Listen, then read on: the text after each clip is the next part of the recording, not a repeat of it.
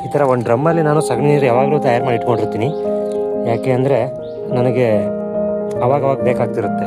ಪ್ರತಿ ಸಾರಿ ನಾನು weekly once ನನ್ನ ಎರೆಹುಳು ತೊಟ್ಟಿಲಿರೋಂಥ ಹುಳುಗಳಿಗೆ, ಈ ಥರ ಬ್ಯಾಗಲ್ಲಿ ಮಾಡಿರೋಂಥ ಹುಳುಗಳಿಗೆ ಸಾಧಾರಣವಾಗಿ ಈ ಥರ ಸ್ಲರಿನ ಮೇಲಿಂದ ಹಾಕ್ತಾ ಇರ್ತೀನಿ ಯಾವಾಗವಾಗ.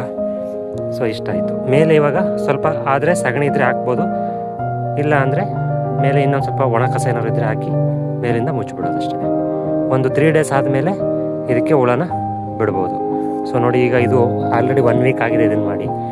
ಸೊ ಇದರಲ್ಲಿ ಏನು ಮಾಡಿದ್ದೀನಿ ಅಂದರೆ ಹುಳಗಳನ್ನು ಕೂಡ ಬಿಟ್ಟಿದ್ದೀನಿ. ನೋಡಿ, ಇಲ್ಲಿದೆ ಹುಳಗಳು, ನೋಡ್ಬೋದು ನೀವು.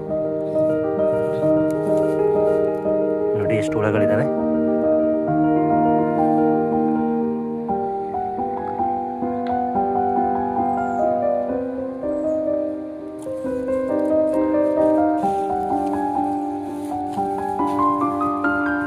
ಹುಳಗಳು ತುಂಬ ಬಿಸಿ ಇದ್ದರೆ ಹುಳಗಳಿರೋ ನೋಡಿ, ಇಲ್ಲಿ ಎಷ್ಟು ಹುಳಗಳಿದೆ ನೋಡ್ಬೋದು.